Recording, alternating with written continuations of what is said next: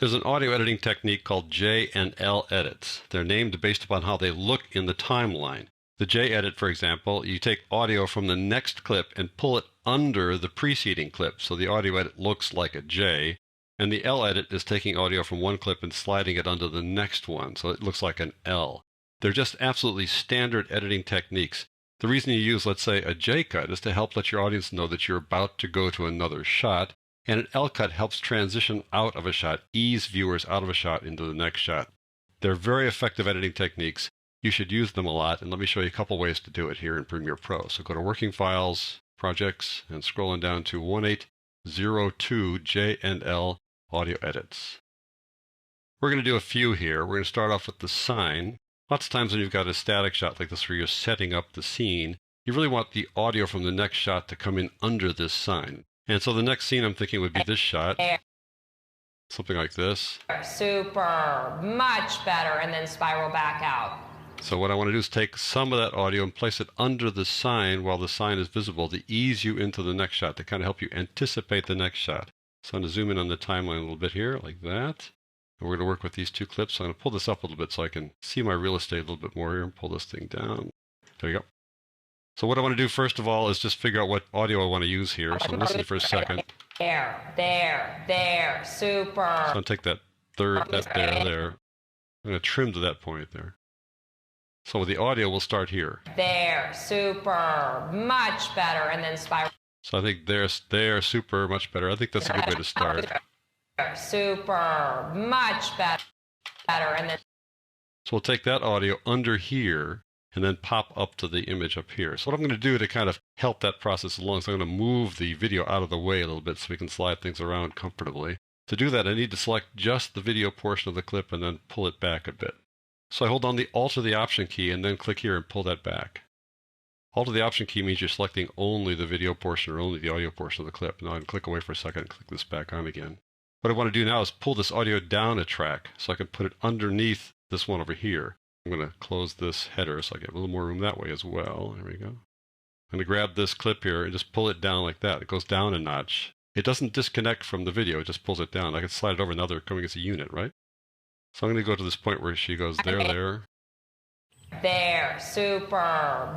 So that's the super. I think that's where we'll stop. That's where I want to come on camera. So I'm going to pull this over like that where she says super right about there. Pull it over a little bit farther. I could use the Alt or Option key and then the arrow key to slide that over a bit like so.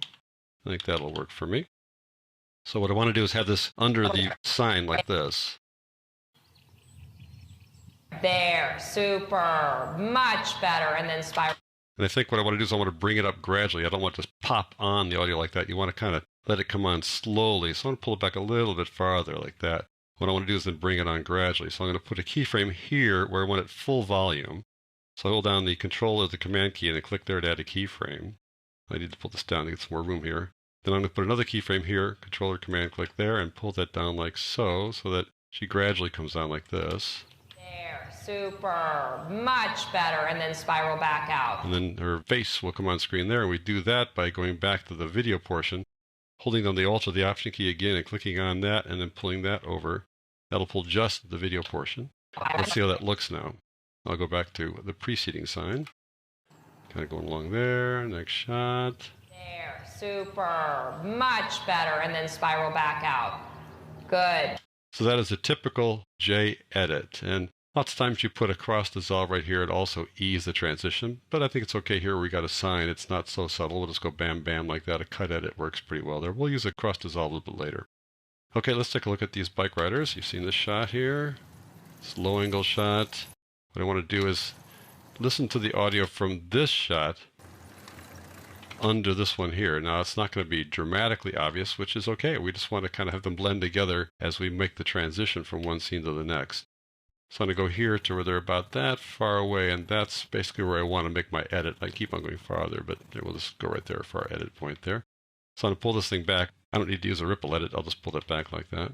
Now I want to pick a place to pick up this shot here. And actually, I kind of like the dog barking, so I'm going to go right there. That's where I want the audio to come in. So I'm going to pull the bike shot out of the way here by holding down Alt or Option key and pulling that over like that. So we just move the video portion over only. Bring this down a layer like that. And now I'm going to slide it over a bit so we get that underneath the preceding clip, like so. There we go. So now it'll be like this. Okay. And then go to the next one. Now, we want to ease that process. So you don't want it to go like this where it just goes whack, you know. You don't want this to come on like that. You want to bring it on slowly. Right around there is where I want it to be full volume. So again, we just use keyframes. I just Control or Command click here, or I can use the pen tool. You know how that works? Just click on the pen tool and it adds a keyframe. Another keyframe, pull it down like that.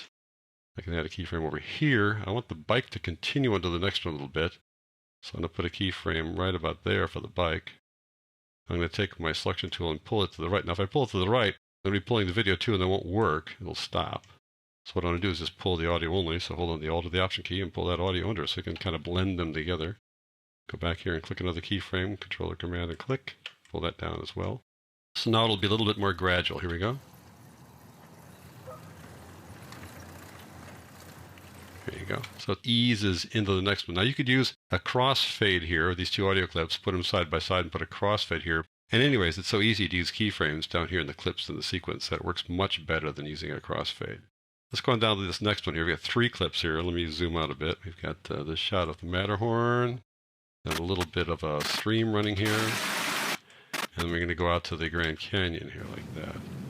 So it's kind of subtle here. We want to just gradually go from one scene to the next. So I want to have a little bit of room here to work. So I'm going to pull this clip back. I want to have this one play for, let's say, 2-3 seconds. So let's see how long we got that. We starts at 129. We go to like 132 or something like that. So I'm going to pull back the shot here by holding the Alt or Option key, pull it back, pull you down. I think you're getting used to the routine now, right? And it should be routine. You should just do this. Bam, bam, bam. It's really simple. I want this one to last longer. It should last longer because it's going from almost silence to this somewhat noisy stream. So again, I put keyframes here, holding Control or Command, click there, another one there next to it. I can always drag it left and pull it down. That'll be a 3-second process there or so. So it'll be pretty gradual. I'm thinking it's not even gradual enough yet. I want to pull it farther here. I want to go that far. And I'm going to pull the scene up here a little bit farther back so it goes right up to the current time indicator there. Hold on the Alt or the Option key and pull it there. That'll be more of a gradual process. Now let's see how that works.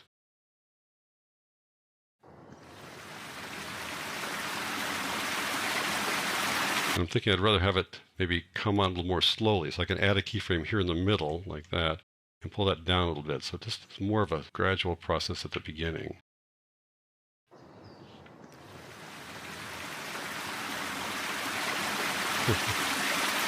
I guess I made that a little bit too long, but I think you get the idea of how that works.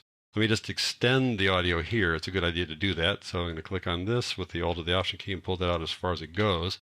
So I'm going to add another keyframe here by going Control or Command click there. It can be anywhere again. You can pull it left to right and then pull this one down. So now they're going to transition like that. Now we're going to go to another scene here, to the Grand Canyon, and the Grand Canyon is even quieter. So again, you want to pull this guy down as we bring the Grand Canyon in. I want it to go under the Grand Canyon a little ways there, so I'm going to put keyframes here, another one there, pull it down, and we're going to put the Grand Canyon in. If I pull it in like this, it's going to slide under there without affecting the audio because it didn't cover the audio up. But we're going to cut out of the video here a little bit earlier. We'll keep it going under, kind of tailing it under. So rather than having it going on a straight line like that, I want to bring it down a little bit and then bring it down faster. Add a keyframe here, Control or Command like that, and then move it up a little bit like that. Maybe pull this guy back just a little bit to kind of anticipate the volume change there. What I'd like to do is have the audio from this clip go under there, but the pan there is something I don't want to cut off. So let's just see how that works.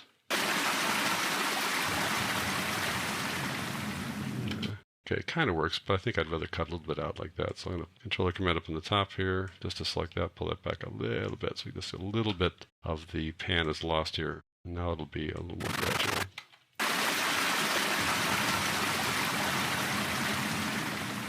And what I could do is I could pull the Grand Canyon shot a little bit to the left, but I do like keeping that full pan there like that. So I might want to anticipate that by putting this a little bit farther to the left here and see how that works.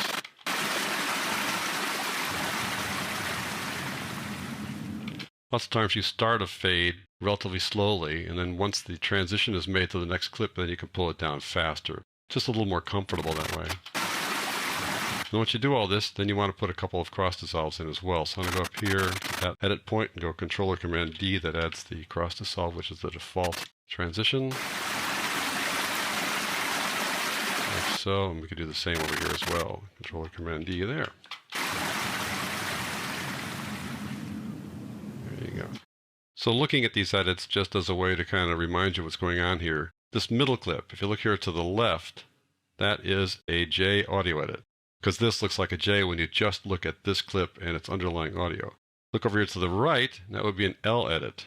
This single clip has a J edit and an L edit. And this clip over here has an L edit because of the shape of the audio going under the next clip. And this clip has sort of got a J because it's kind of going under the previous clip.